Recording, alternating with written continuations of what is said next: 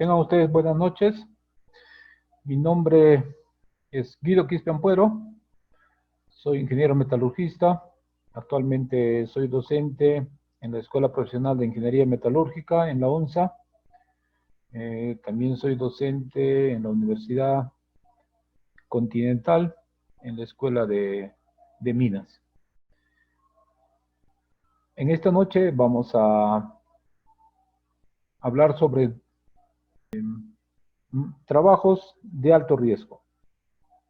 La presentación que vamos a ver aquí es básicamente ha sido tomada de lo que dice el reglamento, en este caso la ley 29783, Ley de Seguridad y Salud en el Trabajo.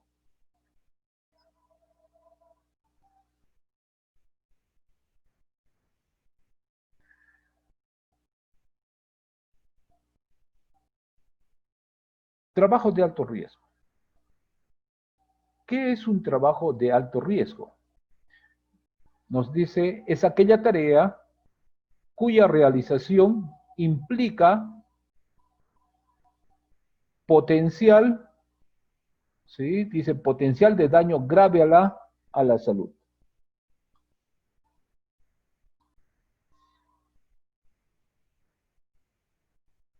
¿Qué más implica? Muerte del trabajador. Entonces, cuando nosotros hablamos de trabajo de alto riesgo, significa que aquí está presente que pueda ocurrir un daño grave a la salud. Tiene alto potencial de causar daño a la salud. E inclusive puede llegar o puede ocasionar la muerte del trabajador.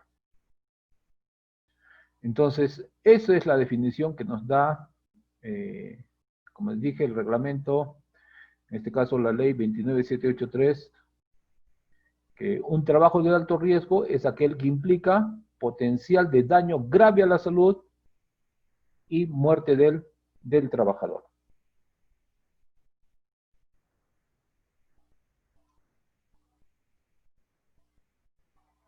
La ley 29783 dice Ley de Seguridad y Salud en el Trabajo, y su reglamento, el Decreto Supremo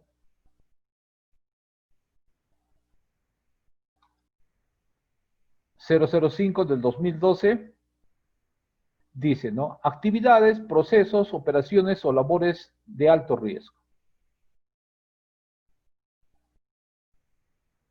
Son aquellas que impliquen una probabilidad elevada de ser la causa directa de un daño a la salud del trabajador. Con ocasión o como consecuencia del trabajo que realiza. Entonces, miren, ustedes ya saben que riesgo es la probabilidad de que ocurra un daño. Dice, es la probabilidad más la severidad. Entonces, cuando nosotros hablamos también de un trabajo de alto riesgo, dice la probabilidad de que pueda ocurrirse un daño a la salud del trabajador es elevada. ¿Sí? Es elevada. Entonces, por más que yo utilice el IPER, ¿sí? Para evaluar el nivel de riesgo de estos trabajos, nunca nos va a salir un nivel de riesgo bajo. Las consecuencias graves, o sea, la severidad es grave. Entonces, ya hay trabajos definidos, ¿sí? Ya están con nombre propio esos trabajos, donde la probabilidad de que nosotros suframos un daño severo, eso ya está demostrado, de tal manera que está clasificado como trabajo de alto riesgo. La relación de actividades calificadas como de alto riesgo será establecida por la autoridad competente. En este caso, El Ministerio de Trabajo ya ha calificado, ¿no es cierto?, algunas actividades como de alto riesgo. De igual manera, el Ministerio de Energía y Minas, para minería, también ya ha calificado cómo son los trabajos de alto riesgo. Sí, ya los ha calificado. Entonces, por eso dice que el calificar a estas actividades como de alto riesgo le corresponde a la autoridad competente.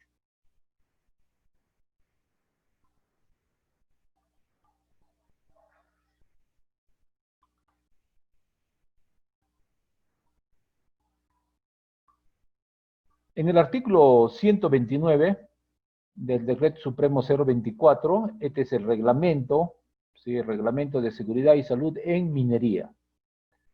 En este artículo 129 habla sobre trabajos de alto riesgo.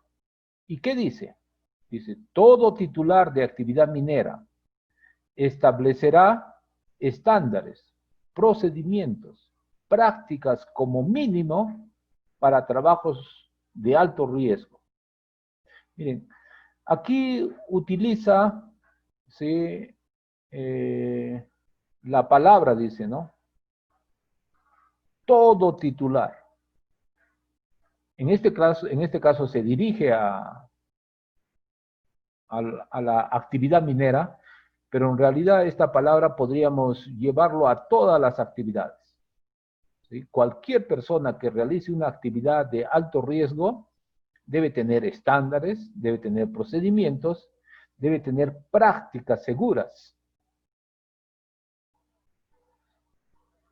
Ahora, ¿cuáles son esos trabajos de alto riesgo?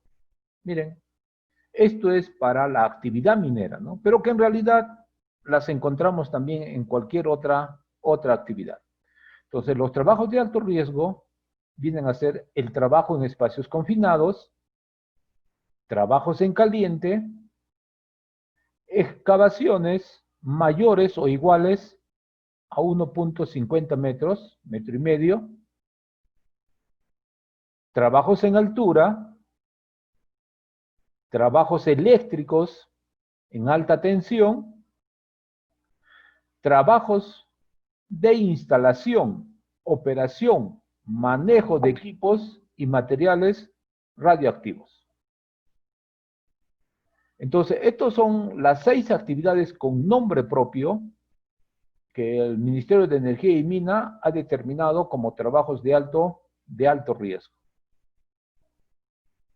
Pero miren, hay un séptimo punto, y que esto sí nos debe interesar a todos nosotros. Dice, otros trabajos valorados como de alto riesgo en los hiper. En el caso de minería, si yo hago un hiper para estas actividades, tengan por seguro que siempre el riesgo va a ser alto. Tanto la probabilidad como la severidad nos van a calificar de riesgo alto. Pero sin embargo, a veces encontramos otros trabajos que no están en esta relación, ¿sí? Que no están en esta relación, pero que sin embargo, al desarrollar el hiper, este hiper lo va a calificar como de alto riesgo. Entonces, pueden haber, ¿no? Pueden haber otros trabajos que también están considerados como de alto riesgo. En algunas ocasiones se ha dado, por ejemplo, que en esta lista algunos le ponen, ¿no? Dice ISAGE. Sí, miren, aquí en mi lista no lo veo ISAGE, ¿no? Pero sin embargo, si yo hago el hiper para esa actividad de ISAGE, puede ser que me salga de riesgo alto, entonces está considerado como trabajo de alto riesgo. Entonces, miren, como les mencioné, ¿no? Este es el reglamento de minería, el Decreto Supremo 024, y en el artículo 129 nos está enumerando cuáles son los trabajos de alto riesgo. Entonces nosotros, en cualquier actividad que desarrollemos, si se presenta una de estas actividades, considérenlo como trabajo de alto riesgo. Y si hay otras actividades que el IPER, ¿sí? Cuando ustedes desarrollen el IPER, también les da un nivel elevado de riesgo, entonces también es un trabajo de alto riesgo. Todo trabajo de alto riesgo, indicado en el artículo precedente, requiere obligatoriamente del PETAR. En el artículo, perdón, en el decreto 024, ahí ustedes lo pueden encontrar, ese PETAR, ese formato, en el anexo número 18. ¿Qué significa PETAR?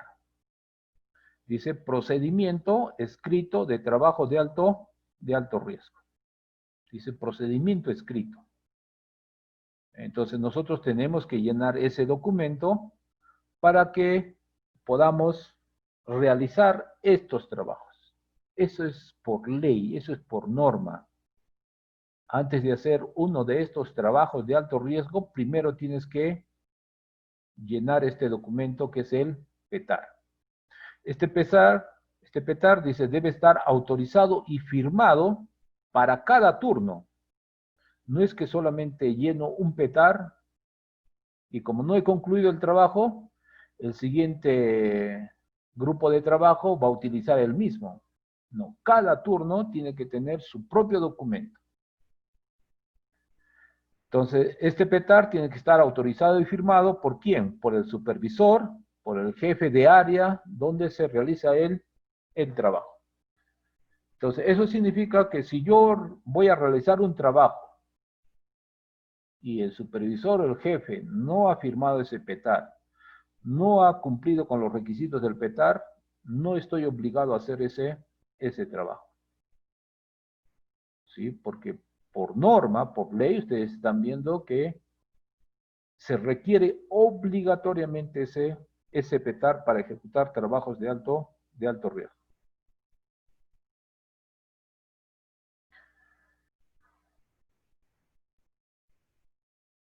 Aquí tenemos, a ver un momentito, vamos a ver qué hacemos con esto que no quiere desaparecer.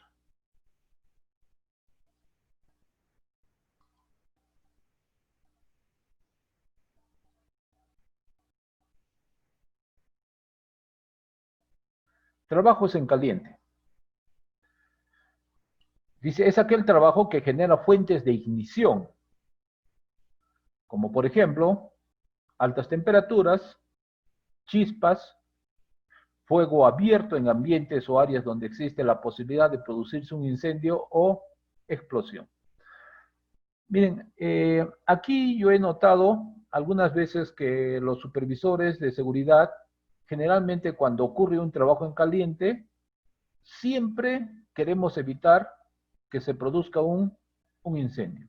O sea, las medidas de seguridad que nosotros tomamos para trabajos en caliente está destinado a evitar un incendio.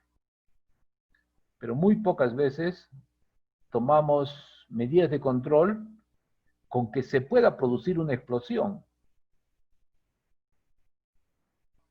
En trabajos en caliente, esos son los dos grandes riesgos. El primero es que se produzca un incendio y aún más grave es que se pueda producir una explosión. ¿Sí? Esos dos riesgos debemos de tener presente cuando cuando hacemos trabajos en caliente. Que pueda producirse un incendio o que pueda producirse una explosión. ¿Cuáles pueden ser esos trabajos en caliente? Por ejemplo, tenemos soldadura de arco eléctrico, es lo que vemos aquí en la imagen de la derecha. ¿Sí? Está soldando, está uniendo dos piezas metálicas, utilizando energía eléctrica, y esa energía eléctrica se va a transformar en calor.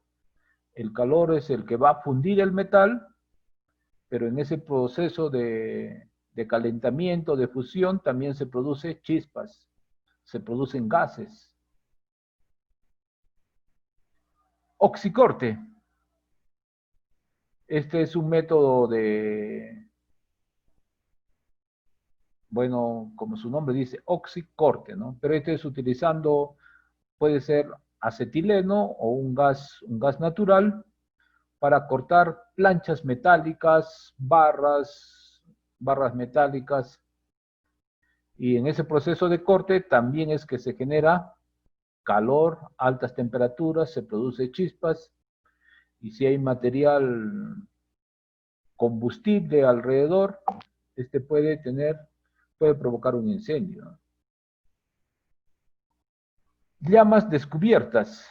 A veces utilizamos sopletes, ¿sí? Sopletes utilizamos para diferentes actividades, pues, dependiendo de la actividad, hay llama descubierta. O prendemos un fuego, ¿no es cierto? Y esa es una llama descubierta. Esmerilado. Al momento de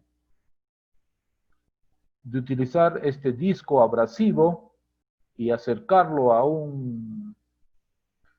generalmente una pieza metálica, es que se produce contacto, el disco abrasivo va a arrancar pequeñas partículas, las va a expulsar y estas van a salir como chispas incandescentes.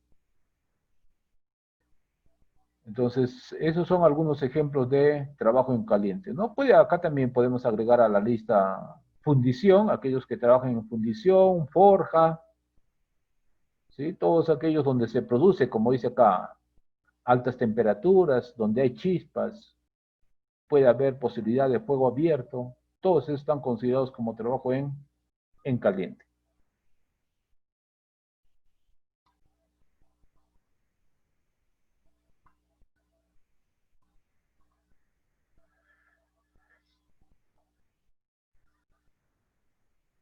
Entonces, resumiendo, ¿no? Lo que hemos dicho, el trabajo en caliente involucra presencia de llama abierta, trabajos de corte, hay una fuente de ignición donde hay riesgo de incendio, esmerilado, ¿sí? Esmerilado, trabajos de soldadura.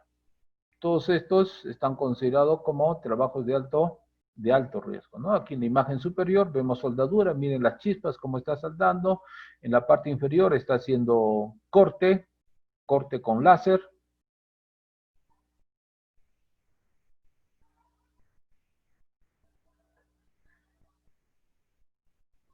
Ahora, el reglamento, ¿sí?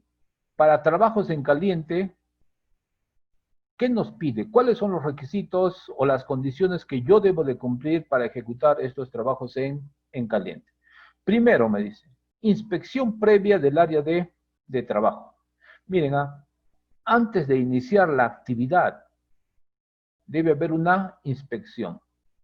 Pero este requisito de hacer inspección previa del área de trabajo, este debe ser para todos los trabajos, no solamente para trabajo en caliente.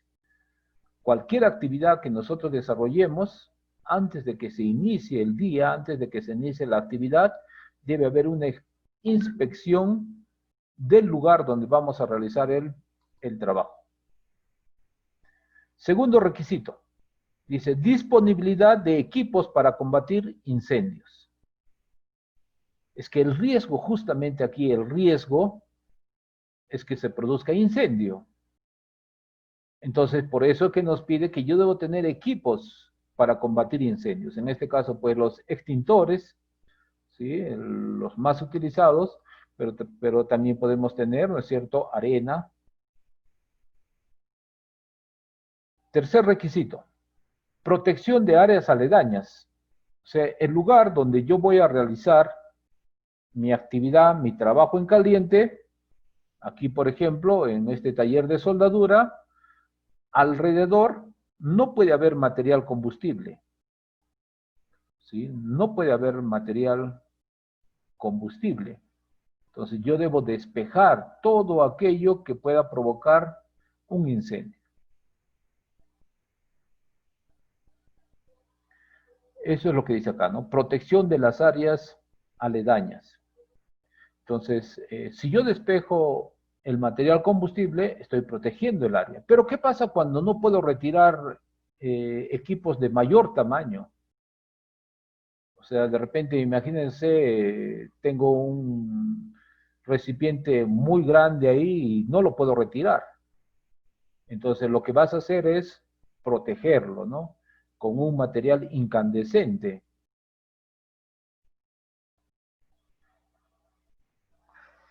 4. EPP adecuado. Para estas actividades de trabajo en caliente, el EPP más adecuado generalmente es pues de cuero, ¿sí? De cuero, guantes, necesitamos un delantal, necesitamos si es preciso, un pantalón de cuero, polainas, para el caso del soldador, ¿no es cierto?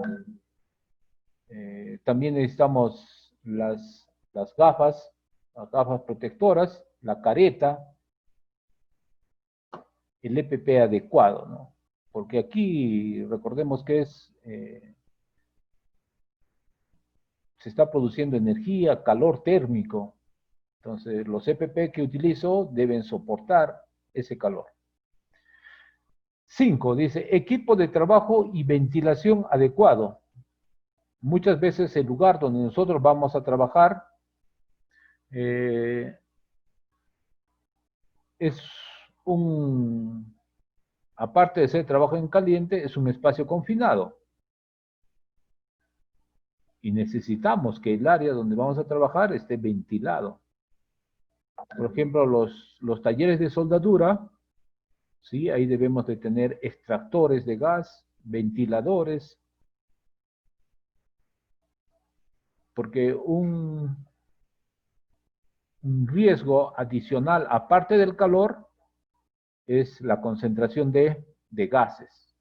Siempre que trabajamos en caliente va a haber producción de gases que se pueden ir concentrando en el lugar si es que nosotros no ventilamos.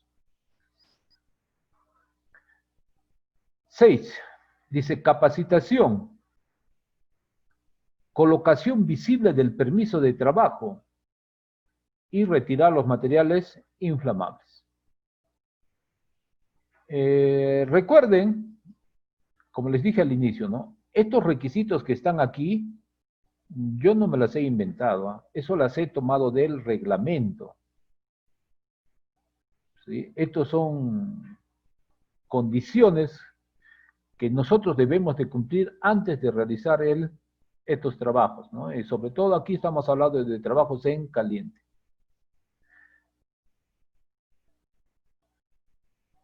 No puedes enviar a un trabajo, a realizar un trabajo si tu trabajador no está capacitado. Tienes que haberlo entrenado para realizar ese tipo de trabajo, tiene que saber el procedimiento de cómo realizar el trabajo. Hemos dicho que para estos trabajos necesitamos llenar el petar. Ese permiso tiene que estar visible. En el área donde se trabaja con trabajos de alto riesgo, tiene que estar ese petar ahí, dice, tiene que estar visible. ¿De qué nos va a servir haber llenado un petar si está en mi escritorio, está encajonado, está en un folder? No, ese petar tiene que verlo el trabajador, ¿sí? Debe estar visible para él, que lo vea. También muchas veces se ha dado que hemos hecho el petar, pero no está visible. Y a veces, pues,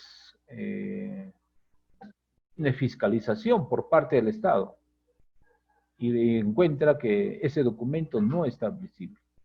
Sí se ha elaborado, se ha ejecutado, pero no está visible. Entonces, no se olviden de eso, ¿no? Ese documento tiene que ser visible. Entonces, miren, eso es trabajo en caliente y esos son los requisitos para realizar esta actividad. Bien, veamos ahora lo que son los trabajos en altura.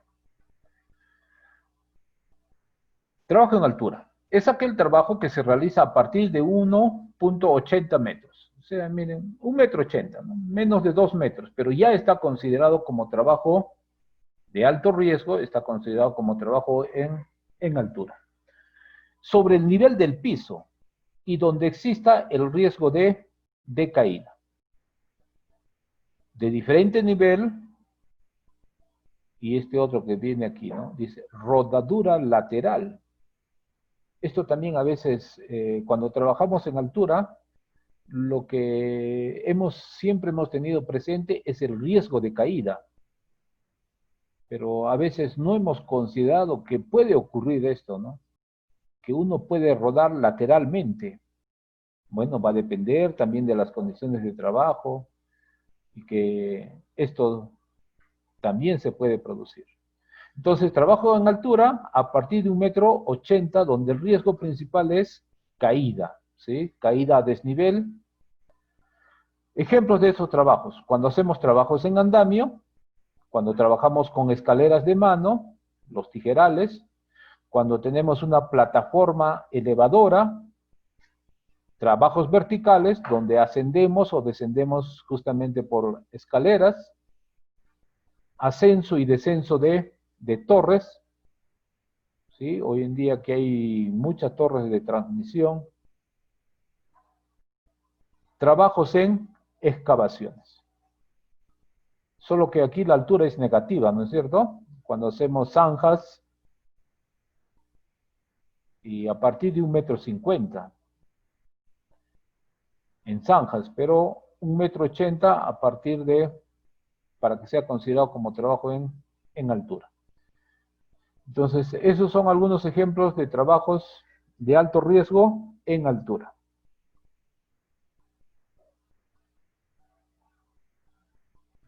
¿Qué necesitamos nosotros para realizar estos trabajos? El trabajador, dice, debe tener lógicamente un anclaje, la línea de anclaje, la línea de vida y el arnés de seguridad. Muchas veces cuando tomamos medidas de seguridad para estos tipos de trabajo, lo primero que pensamos es en el arnés. Pero y no pensamos en la línea, en el anclaje, en la línea de vida, ¿no? ¿Dónde el trabajador va a colocar, va a asegurar su arnés? Entonces, por eso hay que tener todo el sistema completo, hay que considerar todo el sistema completo, no solamente ver el arnés y la línea de vida, ¿no? Sino dónde se va a anclar. El trabajador cuando suba, ¿cuál va a ser su punto de anclaje? ¿Qué más necesitamos? Dice, contar con certificación de suficiencia médica anual. Miren, para trabajos en altura, un requisito es que el trabajador debe tener este certificado. Es que miren, hay algunas enfermedades o algunos trastornos que nosotros podemos sufrir cuando estamos en altura. Algunos sentimos vómito, otros sentimos mareo, ¿sí? Probablemente a alguien se le nuble la vista. ¿Ve? Entonces, nosotros debemos de contar con este certificado que esas cosas no nos ocurren a nosotros, ¿no? ¿Qué otro requisito dice? Déficit estructural o funcional de miembros superiores e inferiores. Recuerden que en trabajos en altura, nuestra estabilidad depende de nuestras piernas y de nuestros brazos. ¿Sí? Pero si yo tengo un malestar, tengo una enfermedad o tengo déficit, vamos a suponer, en una de mis piernas cojeo o uno de mis brazos no tiene la movilidad que yo deseara, entonces no debería hacer trabajos de alto riesgo en altura. ¿Sí? El médico que te va a revisar justamente es para que tú puedas tener este certificado de suficiencia médica. ¿Sí? Eso es lo que va a comprobar. ¿Qué más debemos considerar en estos trabajos de altura? Obesidad. No debemos contratar trabajadores con gran peso para que hagan trabajos en altura. Trastornos del equilibrio, alcoholismo. Entonces, esas son consideraciones que debemos tener. Y como les menciono nuevamente, ¿no? Esto está en el reglamento. Ahí está. Entonces yo no podría, si ocurriera un accidente, yo no podría decir yo no sabía o porque eso está en el reglamento. Entonces, ¿cómo nosotros contratamos a personal para que haga estos trabajos si no tienen un certificado médico, si no he comprobado, ¿no?, que sufren algún trastorno del equilibrio o alcoholismo? Enfermedades psiquiátricas. Bueno, tantos tipos de enfermedades que pueden haber, pero eso incapacita al trabajador para hacer estos trabajos. ¿Sí? Estos trabajos. Bueno, lo que hemos hablado es eso está en el artículo 134, miren el anclaje, línea de vida, contar con certificado médico, déficit estructural, obesidad, alcoholismo, enfermedades psiquiátricas. Eso está en el reglamento. Con respecto a los espacios confinados, dice, es aquel lugar de área reducida o espacio con abertura limitada de entrada y salida, constituido por maquinaria, tanques, tolvas o labores subterráneas, en el cual existe condiciones de alto riesgo por falta de oxígeno, presencia de gases tóxicos u otros similares que requieran permiso escrito de trabajo de alto riesgo.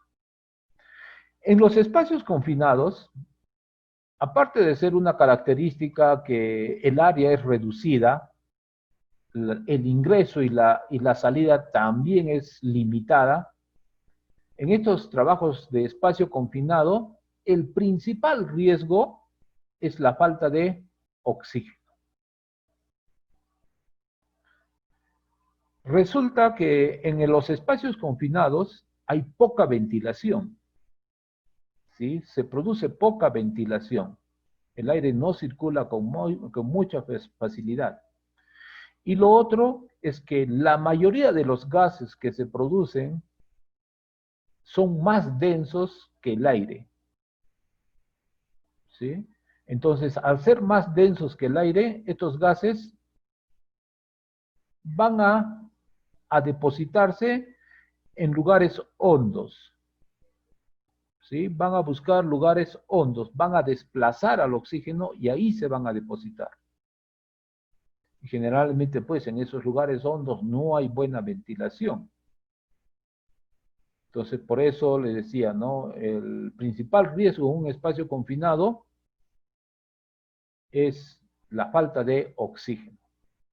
Dentro de ese espacio confinado puede haber otros tipos de riesgos, ¿no? Energías eléctricas, hidráulicas, puede haber materiales que nos pueden atrapar, pero miren, el principal riesgo que nosotros debemos evaluar aquí antes de ingresar es la falta de oxígeno.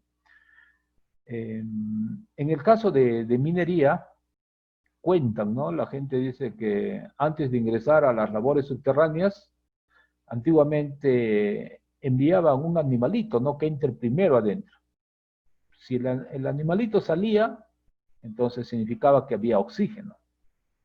Pero si el animalito no salía, entonces, porque algo le ha pasado, ¿no? O también, alguna vez conversando, dicen, ¿no? Prendes un fósforo. Si el fósforo se mantiene encendido, entonces hay oxígeno.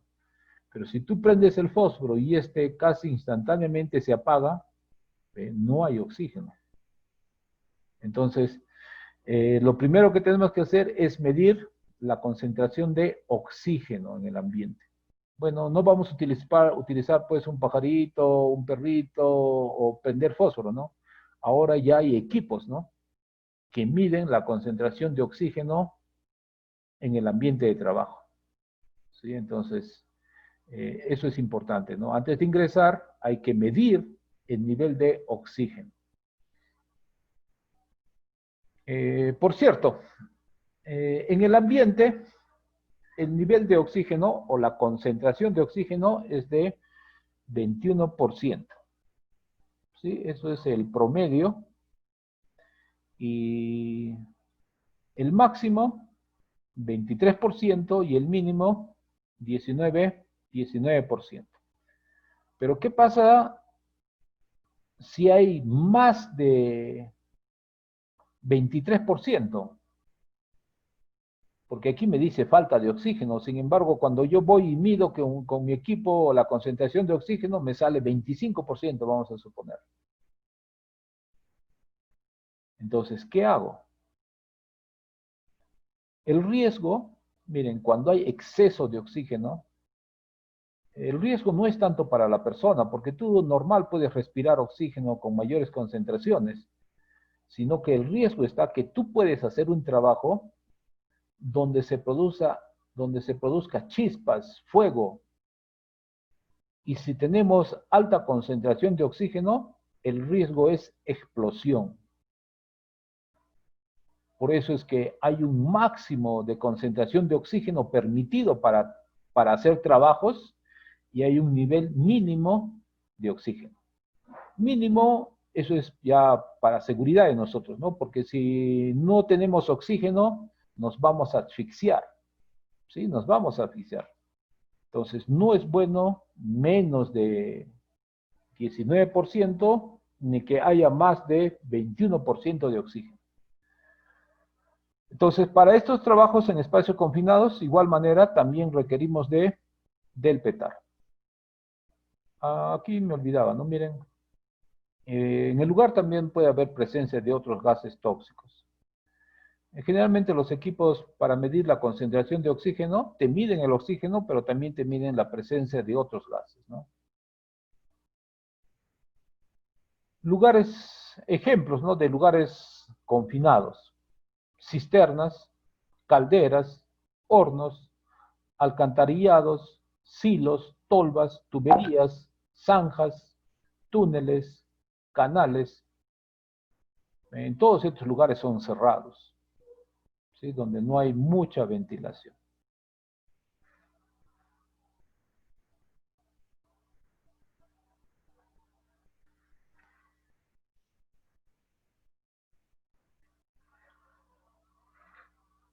Para los trabajos en espacios confinados, ¿qué se nos requiere? ¿Cuáles son las condiciones para realizar estos trabajos en espacio confinado? Primero dice, equipos de monitoreo de gases con certificado y calibración vigente. Aquí tenemos un equipo para medir la concentración de gas, ¿sí? Este equipo tiene que ser certificado, tiene que estar calibrado. Igual manera, ¿no? El personal que hace la prueba, que hace la medición, también tiene que estar entrenado, capacitado para realizar esas mediciones, esos monitoreos. Ahora, el equipo de protección personal. Para trabajar en espacios confinados, ¿sí? Dependiendo de los riesgos que nosotros hayamos evaluado, porque ya les indiqué que la falta de oxígeno no es el único riesgo, no pueden haber otros tipos de riesgos. Entonces hay que ver cuál es el equipo de protección que necesito, ¿no? Pero como estamos hablando de que el principal riesgo es la falta de oxígeno, ¿sí? Habrá que ventilar el lugar, debemos de tener respiradores, ¿sí? Respiradores. Ha ocurrido que cuando ingresamos a estos espacios confinados, tú le das al trabajador, ¿no es cierto?, una mascarilla puede ser de cara completa pero que estos solamente tienen filtros de carbón. Sí, lógicamente sí, me va a servir para otros tipos de gases, ¿no? Pero esos no te va a servir si es que en ese lugar no hay, o en todo caso hay menos de 19% de oxígeno. ¿De qué vale que tú ingreses, ¿no es cierto?, bien protegido con tu respirador, con que tenga sus filtros de carbón, entras a ese espacio, pero no hay oxígeno. ¿De dónde vas a respirar?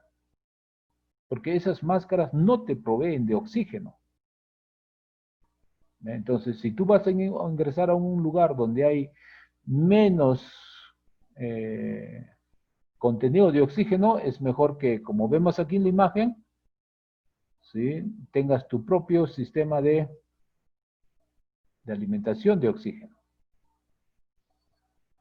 Equipos de trabajo y ventilación adecuados. En algunos casos sí podemos entrar, podemos hacer la ventilación, pero imagínate, estamos en un túnel, estamos ingresando, no vamos a hacer ningún trabajo, pero voy a ingresar a inspeccionar cómo están las condiciones del túnel. ¿Ve? Entonces necesitas tener un sistema de respiración autógeno, ¿no? Que te provea del oxígeno suficiente.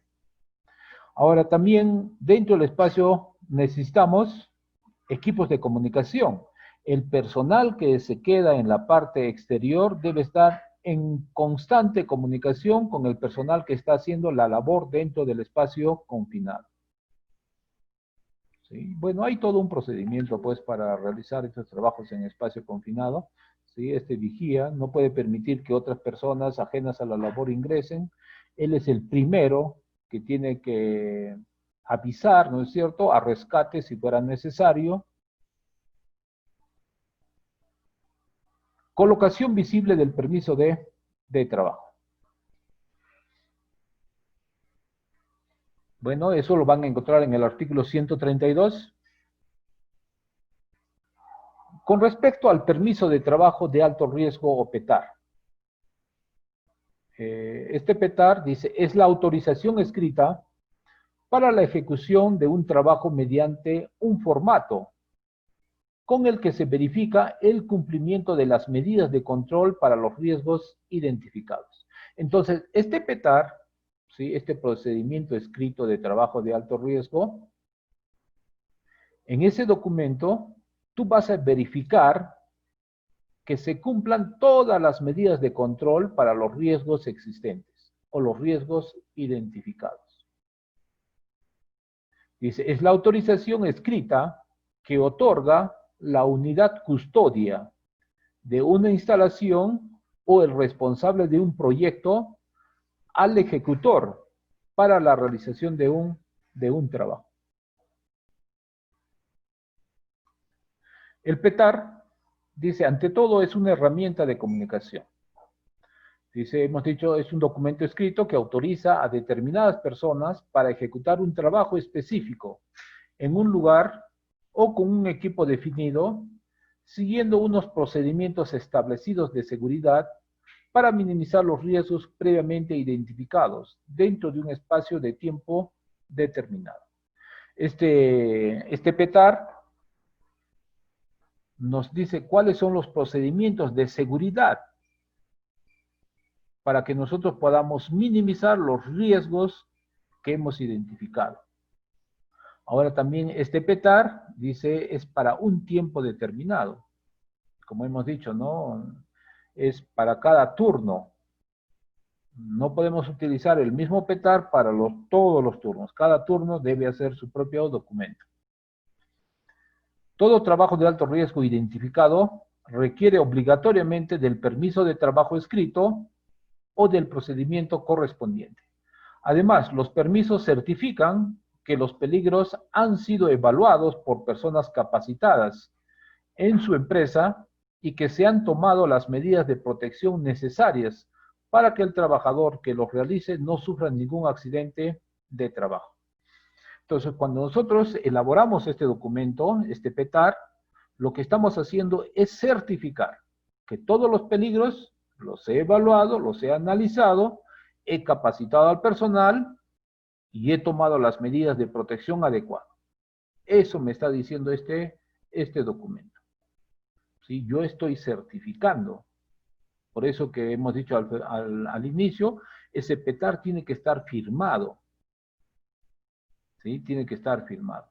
Por eso es importante que aquella persona, ¿no?, que inspecciona el área de trabajo, que inspecciona la labor que vamos a hacer, nos dice debe ser persona capacitada, porque si no, los peligros no los voy a poder detectar. Cuando yo voy, inspecciono el área del lugar, observo el trabajo, y si no estoy capacitado, no voy a identificar los peligros. Por lo tanto, habrán peligros sin medidas de control. El objetivo del PETAR, dice, identificar, valorar y establecer medidas de control sobre las condiciones de trabajo potencialmente peligrosas. Identifica, valora, o sea que esto es como si fuera un hiper, ¿no? El hiper también es identificar y luego medir, ¿no? Entonces el PETAR también hace lo mismo, identifica, valora, dice, y pone medidas de control sobre las condiciones de peligro. Formalizar la comunicación entre el ejecutante y el emisor o autoridad de la instalación. Entonces, con este documento, nosotros estamos dando a conocer al trabajador, a la empresa que va a ejecutar una labor, cuáles son los peligros, cuáles son los riesgos, cuáles son las medidas de control que se han establecido. Garantizar que el personal del grupo ejecutante identifique los peligros involucrados en este y las medidas de prevención y control. Bueno, recordando siempre, ¿no?, que la etapa de identificación de peligros, todos debemos estar involucrados. No solamente el encargado de seguridad. Todos debemos participar en esta etapa de identificación de peligros. Definir y acordar las precauciones que deben ser tomadas antes, durante y después de realizado un trabajo.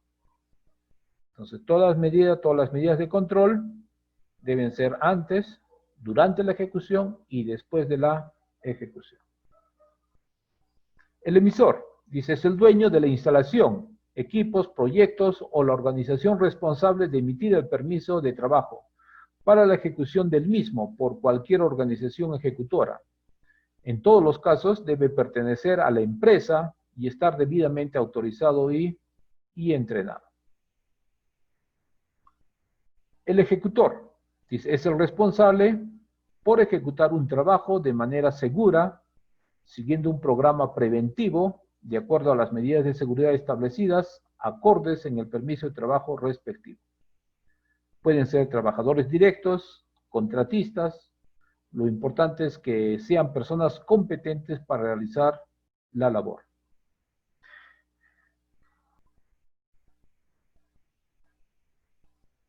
Elementos. Un PETAR, bueno, este es un ejemplo, que es qué partes puede contener un PETAR. Dice pertenencias, descripción del área de trabajo, responsables del trabajo, equipos de protección requeridos, herramientas, equipos, materiales que se va a utilizar para realizar el trabajo, autorización, supervisión, entrenamiento, revisión del sistema. Aquí tenemos un modelo de ejemplo. Este es para trabajos en caliente. Les mencioné el anexo número 18 del Decreto Supremo 024, Seguridad en Minería. Ahí ustedes encuentran este anexo. Dice permiso escrito para trabajo de alto riesgo, que lo puedo utilizar para cualquiera, ¿no? Trabajo en espacios confinados, trabajo en caliente, o como hemos dicho, energías, bueno, hablemos de energía eléctrica, pero de alta tensión. Entonces, para cualquiera de esas actividades necesitamos este PETAR.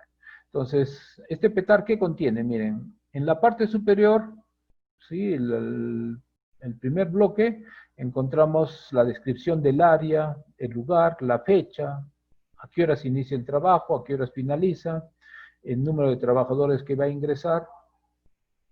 Luego hacemos una descripción del trabajo, ¿no? ¿En qué consiste este trabajo de alto riesgo? Se describe el trabajo. Luego encontramos quién es el responsable del trabajo. De todas las personas que van a ejecutar el trabajo, tiene que haber alguien responsable, ¿no?, que dirija, que supervise la ejecución del trabajo. Luego tenemos los nombres de los trabajadores, aquí, su ocupación, sus nombres, la firma para el ingreso y la firma para la salida. Ha resultado a veces que durante la ejecución del trabajo alguien se accidenta y nadie se percata de lo ocurrido, ¿sí? Nadie se percata. Entonces, Si es que ha ingresado, ha firmado.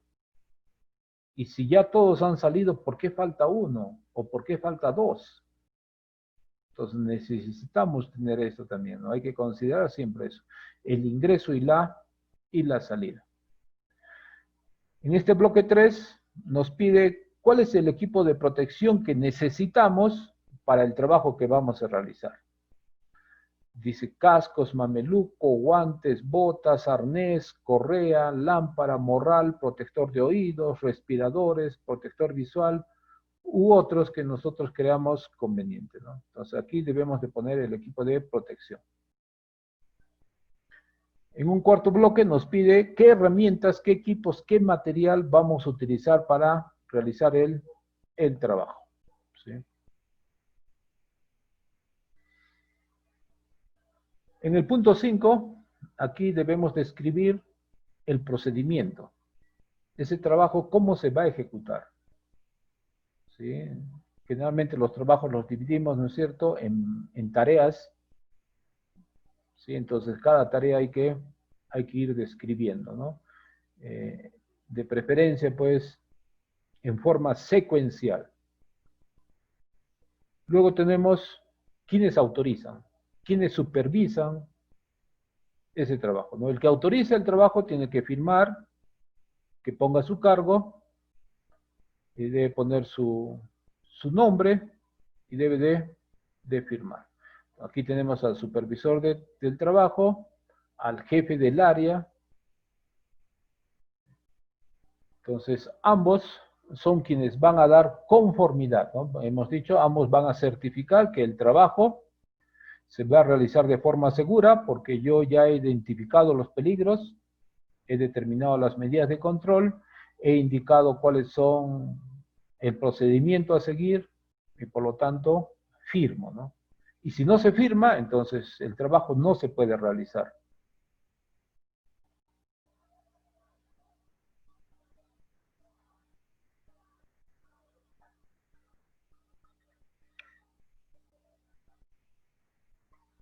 Generalmente para realizar esos trabajos, hemos dicho, lo hacemos por etapas. La etapa de preparación. Ahí planificamos la planificación del trabajo, analizamos los riesgos presentes, dice verificación de interferencias, ¿sí? ¿Qué puede interferir, ¿no? Durante la ejecución del trabajo, ¿qué podría interferir? Vigencia y validez. El área hay que despejar, hay que tratar de eliminar riesgos que puedan estar ahí presentes. Durante la etapa de ejecución, el permiso debe estar visible, debe haber comunicación entre el ejecutor, el supervisor, revalidaciones, a veces cuando el trabajo no se culmina, ¿no es cierto?, en una jornada, es probable que necesitamos revalidar el PETAR.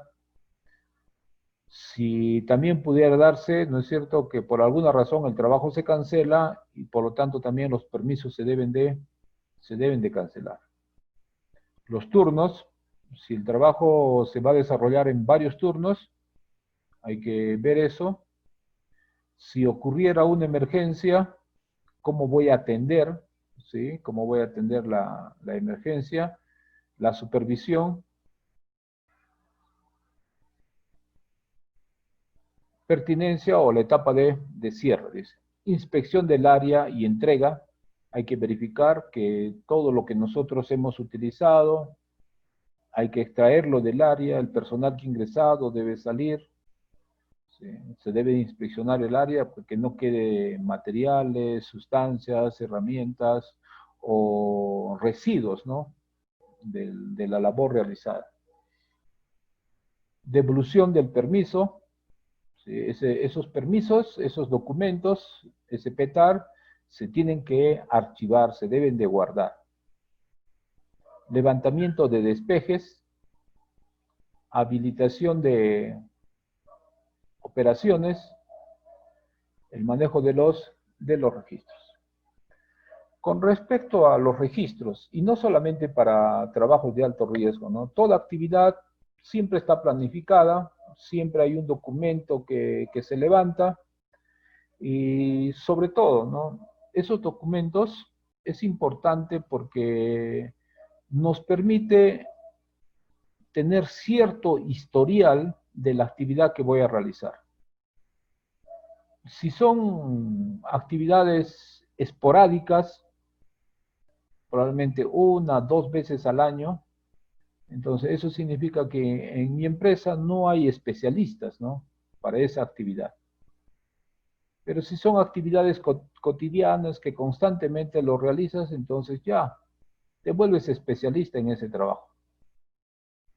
Pero en el caso de que no seamos especialistas, una fuente para recurrir con los peligros presentes, cómo se ha ejecutado un trabajo, qué medidas han tomado para prevenir accidentes, es recurrir a esa documentación.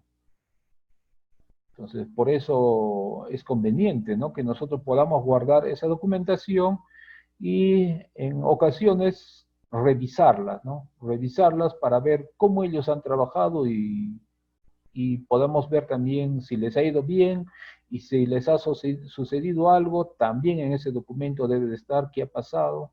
Nos sirve como referencia.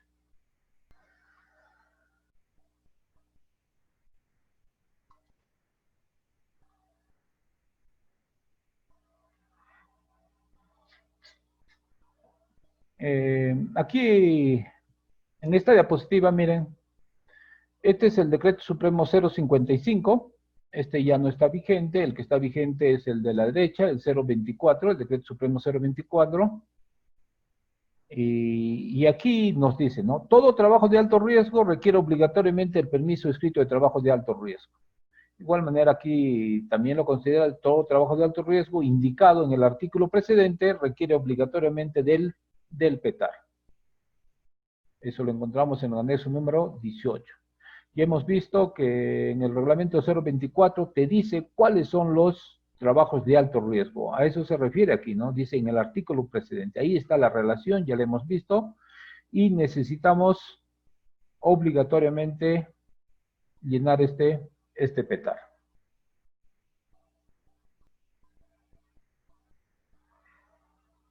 Zonas de alto riesgo. Dice, son áreas o ambientes de trabajo donde están presentes las condiciones de peligro inminente que pueden presentarse por un diseño inadecuado o por condiciones físicas, químicas, eléctricas, mecánicas, ambientales inapropiadas. Estos lugares, como hemos visto, muchas veces son en minería subterránea, por ejemplo, encontramos muchos lugares, ¿no? Los piques, las chimeneas, las rampas, galerías que son espacios estrechos, donde no hay mucha ventilación, entonces son zonas de alto riesgo. Pero en realidad nosotros debemos identificar en nuestra empresa cuáles son las zonas de alto riesgo. ¿Sí? Porque en nuestra empresa tengo área de oficina, tengo área de almacén, tengo área de procesamiento de la actividad, desarrollo de la actividad, tengo diferentes áreas. Entonces, ¿cuál de esas áreas o cuál de esas zonas es la de mayor riesgo? Entonces, yo debería tener esas zonas identificadas, ¿no? Lo que llamamos, pues, como mapa de riesgo, ¿no? Entonces, deberíamos tener identificado no solamente la actividad de alto riesgo, sino también deberíamos tener identificado las zonas de alto riesgo. Probablemente en el almacén estoy guardando material radiactivo, o estoy guardando gases comprimidos o combustible, yo tengo que identificar. Bueno, ya hemos hablado de los trabajos de alto riesgo, hemos dicho trabajos en altura, en caliente, excavaciones, zanjas, espacios confinados, donde en minería subterránea el riesgo que tenemos es derrumbe, ¿no?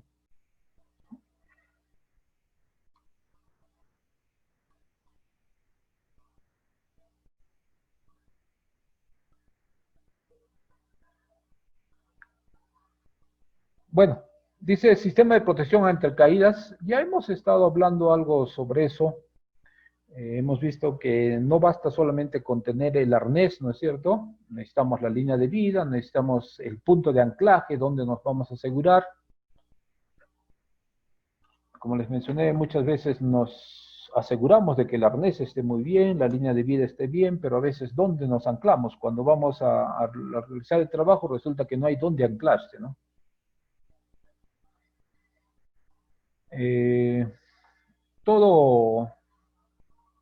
Todo arnés tiene diferentes accesorios y aquí lo podemos ver, dice, bueno, el arnés mismo, ¿no? El arnés es de cuerpo entero, eh, tiene anillos tipo D, tanto en la espalda como en algunos tienen en el pecho, ¿no? También aquí en la cintura podemos ver, eh, en la espalda es donde va colocado la línea de vida, ¿sí?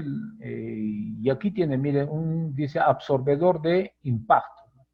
Eso es para que al momento, si se diera, ¿no? Que el trabajador caiga, la caída no sea, o mejor dicho, la detención de la caída no sea de un solo golpe, ¿no?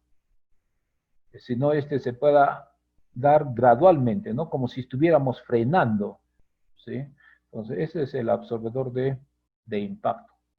El lugar, aquí en la imagen vemos, ¿no es cierto? Estamos utilizando un puntal, ¿sí? Y ahí nos estamos colocando una eslinga. Ahora también hay que asegurarse, ¿no? Que este puntal, para el ejemplo que vemos aquí en la imagen, resista la caída. Porque yo tengo un peso de 70, 80 kilos, no sé, y cuando empiece a caer por 5, 6 segundos, mi cuerpo va a tomar velocidad y se va a producir aquí un impacto, ¿no? ¿Ve? Entonces, no vaya a ser que esto se rompa. Entonces, debemos asegurar.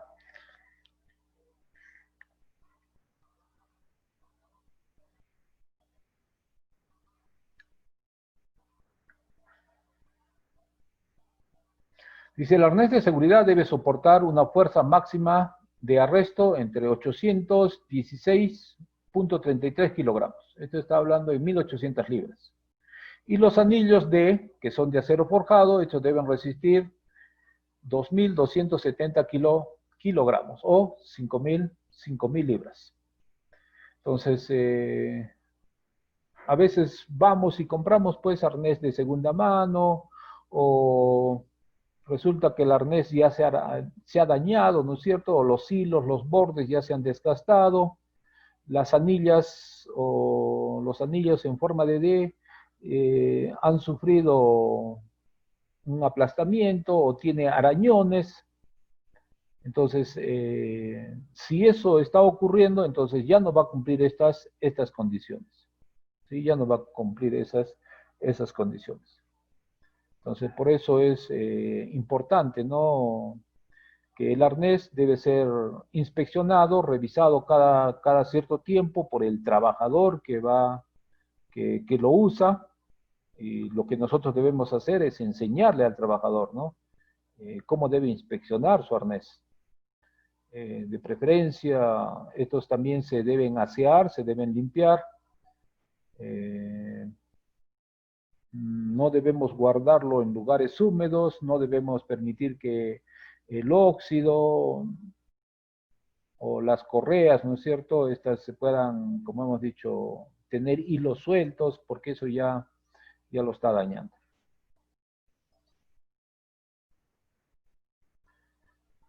Eh, es importante la colocación adecuada del arnés, ¿sí? Cuando nosotros vamos a colocarnos el arnés y puede ser que esté muy ajustada, ¿sí? Nos puede ocasionar algunas lesiones, ¿no? Al momento de detener el impacto. Por eso que el arnés debe colocarse adecuadamente para que las fuerzas de impacto se distribuyan, ¿sí? En todas las diferentes zonas. Entonces, aquí en la intrapierna, ¿no es cierto? No debe ser muy ajustado, nuestra mano debe ingresar, ¿sí? Hay que darle cierta holgura para que nos permita poder trabajar. Ahora también no debes tirantear demasiado aquí adelante porque si no esto te va a encorvar, no te va a permitir que tú puedas erigirte, ¿no? Levantarte adecuadamente. Los amarres deben ser no muy ajustados tampoco, pero tampoco muy sueltos. Siempre la mano debe entrar por debajo de estas correas, no debe entrar. Entonces, eso nos va a permitir que cuando nosotros caigamos, ¿no es cierto? Como les decía, las fuerzas se distribuyan en todos los diferentes puntos.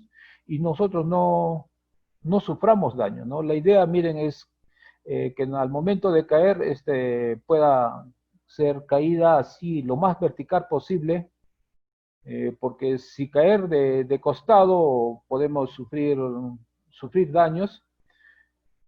Dice, en caso de una caída, un arnés de cuerpo completo protege más que un cinturón de seguridad. Aquí sí quisiéramos aclarar, ¿no? Un cinturón de seguridad no está diseñado para detener caídas. ¿Sí? No está diseñado para detener caídas.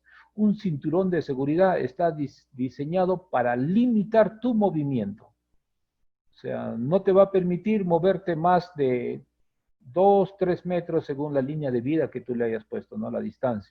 Hasta ahí nada más te permite. O sea, yo no podría tener un cinturón de seguridad donde la línea de vida, la línea de enganche sea 6 metros cuando tengo una superficie de 3 metros de movimiento. No puedo utilizar así, ¿no? Entonces el cinturón de seguridad limita la distancia. Por eso, por excelencia utilizamos arnés. El arnés sí. Aquí hay una sugerencia, dice, el arnés no debe ser usado por personas con más de 135 kilos de peso, porque al momento de caer tu cuerpo adquiere energía cinética y más tu peso tiene una energía potencial. Entonces eso puede romper, ¿no es cierto?, el arnés, por más que lo tengas bien colocado, bien instalado, porque tu energía en movimiento es mayor que la resistencia del arnés.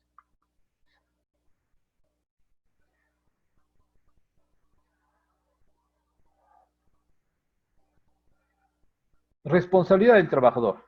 Dice, debe estar capacitado por su supervisor y autorizado a través de un examen médico, ya lo hemos visto, que es un requisito, ¿no? Tener esa evaluación médica.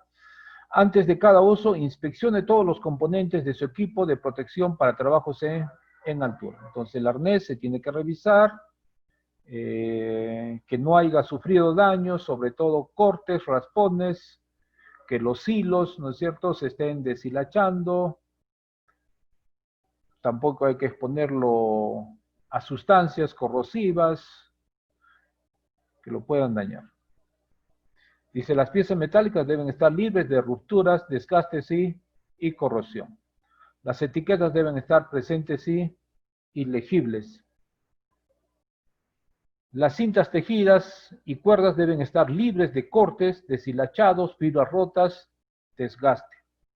Entonces, cuando eso ocurra ya hay que cambiar, ¿no? Porque miren, aquí lo que vemos es que le ha salpicado, ¿no? Probablemente chispas de soldadura y ya lo ha quemado. Entonces, eso hay que desechar. Registra tu inspección en una hoja de inspección de área. Si algún componente está defectuoso, retíralo de inmediato. Entonces, el trabajador debe registrar, ¿no? Hay formatos de que estamos inspeccionando y que sí cumple lo solicitado. Si no, hay que retirarlo. Aquí tenemos una foto, dice arnés sucio, descuidado, la línea de enganche, el alambre. No puede ser, pues, un alambre, ¿no? Dice puntos de anclaje desfavorables, no me puedo colocar, miren, en un tubo, una línea por donde puede estar conduciendo gas. No me puedo apoyar ahí. De igual manera, aquí tenemos una zaranda grizzly, ¿no? No podemos tomarlos esos como puntos de apoyo. Miren aquí en la conexión de una llave, una manguera o una tubería, ahí no podemos anclarnos. El supervisor, ¿cuál es su responsabilidad? Dice, verificar la adecuada instalación de los sistemas de líneas de vida, puntos de anclaje e inspeccionarlos diariamente. Aquí tenemos, miren, esta es una zaranda, por decirlo, porque lo que va a hacer aquí es, el camión viene, descarga el mineral y el mineral pasa a través de estas rendijas, pero si es demasiado grande, se va a retener, ¿no? Y el trabajador lo que va a hacer es romperlo, ¿no? ¿Y qué pasaría si el trabajador se cae, se pasa hacia adentro? Abajo está la chancadora, y no vas a poder salir de ahí, ¿no? Entonces, por eso es que es necesario tener este accesorio, ¿no? Este equipo de seguridad. Entonces, hay que verificar, sí, hay que verificar. Como les mencioné, a veces solamente verificamos el equipo que esté en buenas condiciones, pero y el sistema de anclaje.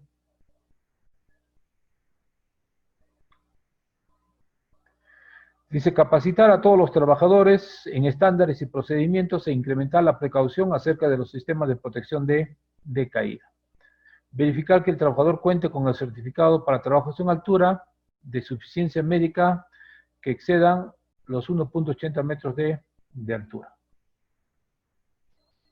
¿Para qué sirven los anillos D? Dice, sirven para colocar la línea de anclaje adicional para trabajos de disposición o restricción de movimientos. Estos resisten, ya hemos dicho, 5.000 libras, ¿no? Entonces, estos anillos en la cintura no los vamos a utilizar tanto, pues, para... Yo pongo aquí, conecto mi línea de vida, ¿no? Nunca se les ocurra poner aquí la línea de vida, porque cuando tú caigas, tu cintura es la que va a soportar el golpe y más que seguro te va a partir. Entonces, estos anclajes se ponen en la espalda. Entonces, lo que nos está indicando, entonces, ¿para qué utilizamos estos anillos? Como les dije acá, es restricción de movimiento, ¿no? Es cuando yo solamente voy a avanzar 2 metros, ¿no? Hacia adelante y no me deja más, me restringe, ahí me detiene, porque si avanzo medio metro más es probable que caiga, ¿no?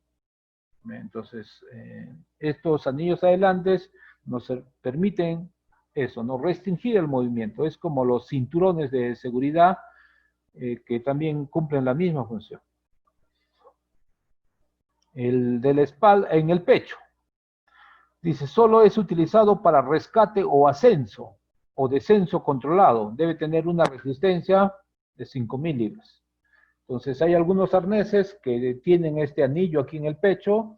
Eso nos sirve, ¿no? Cuando queremos rescatar a una persona, por ahí lo subimos, lo levantamos, ¿no? O cuando vamos a descender también en forma controlada.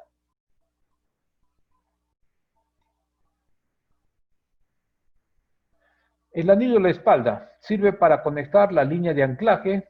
Debe ser de acero forjado y resistir. Esta línea de anclaje, sí, pues esa es la que nos va a amortiguar la caída, ¿no? Miren, acá está el sistema de amortiguamiento. Esto se va a abrir, se va a desplegar en forma gradual y va a detener la caída como si estuviéramos frenando. Dice correa antitrauma. Eso es cuando nosotros caemos y estamos colgados, ¿no? El arnés ha hecho su función, ha detenido la caída. Pero muchas veces para que nos vengan a rescatar va a tomar un tiempo, ¿no? No va a ser inmediatamente que nos van a liberar. Puede pasar 2 horas, 3 horas, mientras se arma todo el sistema, hay que traer a las personas, hay que armar el sistema de rescate, y entonces tú vas a estar ahí en esa posición. Y justamente, ¿no? Estas correas que están en la pierna, lo que van a hacer es detener la circulación en la sangre, ¿sí? La circulación de la sangre por las extremidades. Y tus piernas se van a entumecer, se te van a adormecer. Entonces, para que eso no ocurra es que están estas correas antitrauma, ¿no? Miren, una vez tú estás suspendido en el aire, desatas esta correa y la vas a colocar así, ¿no? y de tal manera que te va a permitir que tú te pares ahí y ya no estés apoyado aquí en las piernas, ¿no? En el cinturón entre las piernas, sino tú vas a estar parado pero apoyado en tus propias piernas. Eso es para que te permita, ¿no? Te dé el tiempo necesario para que el rescate venga y no te suceda nada ahí, ¿no? Otros accesorios, ¿no? Otros accesorios que podemos utilizar, líneas de anclaje para soldadura, que pueden ser de Kevlar o de acero absorbente al impacto. Dice, se deberá utilizar líneas de anclaje de doble vía o dos líneas de anclaje en trabajos de altura donde no se utilice línea de vida y hay desplazamiento sobre estructuras. Dice, ¿qué es el punto de anclaje? Dice, es el punto fijo en el cual se ancla una persona con línea de anclaje para sujetarse y evitar su caída.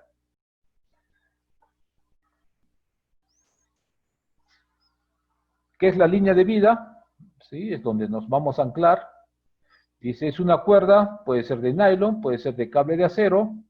Dice que está conectada por ambos extremos a un punto de anclaje, de la cual uno o más personas se anclan para tener desplazamiento continuo en los trabajos en altura. Entonces, esta es la línea de vida, ¿sí? Este es nuestro sistema de anclaje, aquí nos sujetamos y podemos desplazarnos en ese sentido, ¿no? ¿Sí?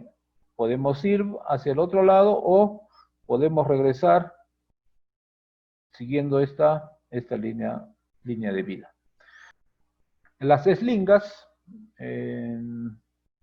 dice, es un tramo relativamente corto de material, puede ser poliéster, flexible, o sea, significa que este es un plástico, no es un polímero. Por eso es que cuando tú le acercas al calor, este se quema fácilmente. Dice, con extremos en forma de ojales preparados para sujetar cargamento y unirlo al equipo de izaje. Es una herramienta útil para el levantamiento de cargas. Sin embargo, ocasionalmente también puede hacerse uso de eslingas para transmitir esfuerzos de tracción distintos a deslizamiento. Algunas condiciones de seguridad de caída libre. Dice, no utilice cinturón de seguridad para trabajar en altura. Sí, no, para trabajar en altura ya hemos dicho que no utilizamos cinturón de seguridad. No utilice los mosquetones de seguridad simples. Miren, hay algunos que fácilmente, ¿no? Ante un contacto, estos se abren sin mayor problema. Es preferible también que necesite un seguro de apertura y un seguro de cierre, de tal manera que en ningún momento, ¿no? Involuntariamente se pueda abrir. No conectar el gancho de mosquetón a la misma línea de anclaje. ¿Sí? Porque miren, esto es de nylon y si lo voy a utilizar, lo va a raspar, lo va a arañar, lo va a desgastar, ¿no? Entonces no es bueno eso. No utilice el mosquetón dañado, dice, ¿no?